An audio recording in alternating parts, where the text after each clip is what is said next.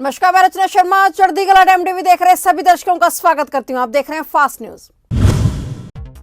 देश में लड़कियों की शादी की उम्र बढ़ाने की दिशा में केंद्र सरकार ने कदम आगे बढ़ा दिया है। मोदी सरकार ने महिलाओं की शादी की कानूनी उम्र 18 से बढ़ाकर 21 साल कर दी है और कैबिनेट ने भी इस प्रस्ताव को मंजूरी दे दी है। देश में पुरुषों की शादी की कानूनी उम्र 21 साल है। बता दें कि साल 2020 में स्वतंत्रता दिवस के अपने संबोधन में प्रधानमंत्री नरेंद्र मोदी ने इस बारे में संकेत दिए थे। अब सरकार ने इस पर अमल करना शुरू कर दिया है। अब सरकार बाल विवाह निषेध अधिनियम 2006 में एक संशोधन पेश करेगी और इसके परिणाम स्वरूप विशेष विवाह अधिनियम और व्यक्तिगत कानूनों जैसे हिंदू विवाह अधिनियम 1955 में संशोधन लाएगी। 16 दिसंबर 1971 की ऐतिहासिक जीत की खुशी आज भी हर देशवासी के मन को उमंग से भर देती है। इस दिन को हम लोग विजय दिवस के रूप में मनाते हैं और इसी दिन भारत ने पाकिस्तान के दांत खट्टे किए थे। 16 दिसंबर का दिन सैनिकों के शौर्य को सलाम करने का दिन है। इस मौके पर आज प्रधानमंत्री नरेंद्र मोदी राष्ट्रीय युद्ध स्मारक पर स्वर्णिम विजय मिसालों के स्वागत समारोह में शामिल हुए।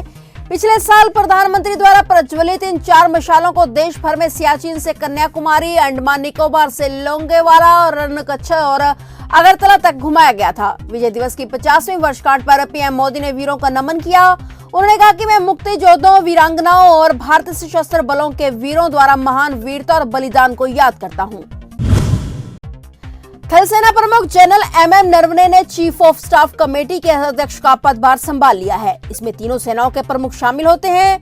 इस घटनाक्रम से अवगत अधिकारियों ने जानकारी दी। भारतीय वायुसेना के हेलीकॉप्टर हादसे में 8 दिसंबर को प्रमुख रक्षा अध्यक्ष जनरल विपिन रावत के निधन के बाद से ही यह पद रिक्त था। तीनों सेनाओं के प्रमुखों में से जनरल नरवणे के सबसे विशिष्ट होने के चलते उन्हें कमेटी के अध्यक्ष का पदभार सौंपा गया है। सीडीएस पद के गठन से पहले आमतौर पर तीनों सेनाओं के प्रमुखों में से सबसे वरिष्ठ को चीफ ऑफ स्टाफ कमेटी के अध्यक्ष का पदभार सौंपा जाता था।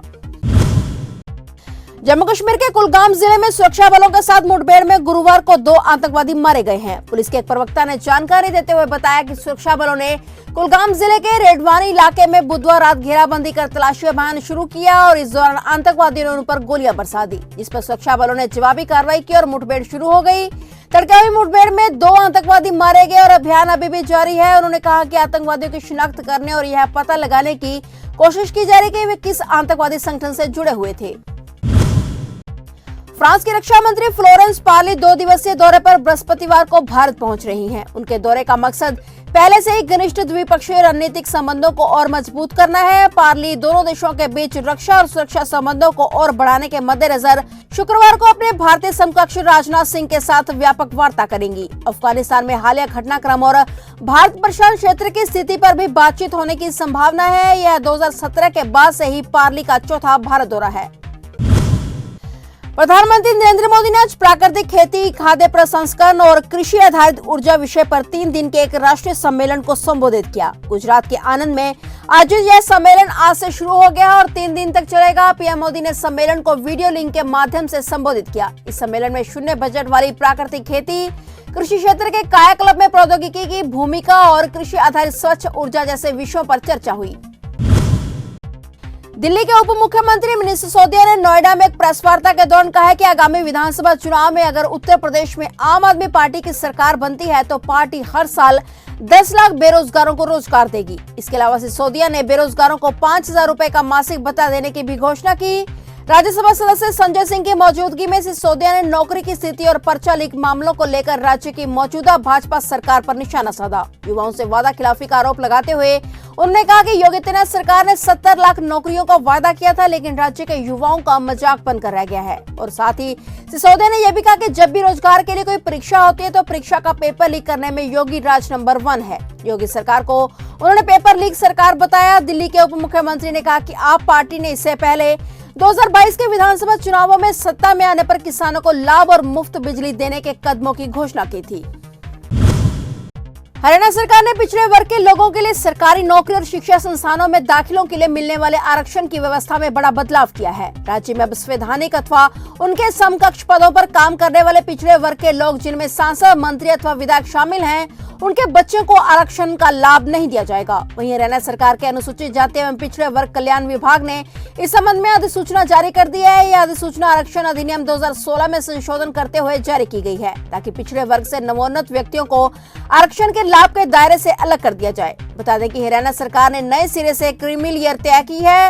हरियाणा ने क्रीमी लेयर में वार्षिक आय सीमा घटाकर 6 लाख रुपए कर दी है। अब साफ है कि 6 लाख रुपए से आर्थिक वार्षिक आय होने पर पिछड़ा वर्ग को हरियाणा में आरक्षण नहीं मिलेगा। गृह राज्य मंत्री अजय मिश्रा टैनी को लेकर बवाल मचने के आसार हैं। लखीमपुर मामले पर एसआईटी की रिपोर्ट के बाद जब बुधवार को कुछ पत्रकारों ने उनसे सवाल किए तो केंद्रीय मंत्री ने अपशब्दों का इस्तेमाल किया, जिस पर विपक्ष हमलावर है। उधर सरकार द्वारा क्रिप्टो करेंसी पर विधेयक संसद के मौजूदा शीतकालीन सत्र में लाने की संभावना नहीं है। कांग्रेस सांसद मणिकम टैगोर ने लोकसभा में लखीमपुर खीरी कांड, एसआईटी रिपोर्ट और गृह राज्य मंत्री अजय कुमार टैनी को तत्काल बर्खास्त करने की मांग पर चर्चा के लिए स्थगन प्रस्ताव नोटिस दिया है।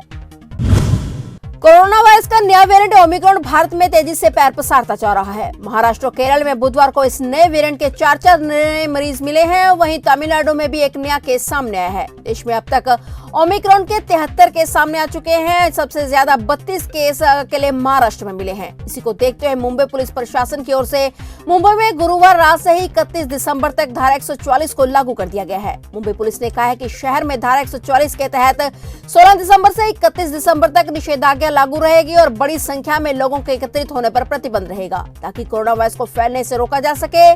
भारत में रोजाना इसके मामले सामने आ रहे हैं, जो एक चिंता का विषय बना हुआ है। एक और मोदी सरकार तमाम सरकारी बैंकों का निजीकरण करने की योजना बना रही है। वहीं दूसरी ओर सरकारी बैंकों के 9 लाख कर्मचारी सरकार के इस फैसले के खिलाफ खड़े हो गए हैं। कर्मचारियों ने निजीकरण के खिलाफ पूरे देश में 16 और 17 दिसंबर को देशव्यापी हड़ताल करने का फैसला किया है। United forum of bank unions के प्रदेश संयोजक महेश मिश्रा ने विज्ञप्ति जारी कर बताया है कि इस हड़ताल में सार्वजनिक क्षेत्र की 4000 से भी अधिक शाखाओं के कर्मचारी शामिल होंगे। उनका कहना है कि निजीकरण होने से सबसे अधिक दिक्कत कर्मचारियों को ही होगी। ऐसे में ही बैंक कर्मचारी और तमाम अधिकारी सरकार के खिलाफ लामबंद हो गए हैं और 16 और 17 दिसंबर को देशव्यापी हड़ताल शुरू कर दी है। फिलहाल फास्ट न्यूज में इतना ही। तब तक के लिए मुझे दीजिए इजाजत और देखते रहिए चढ़ती कला टाइम टीवी।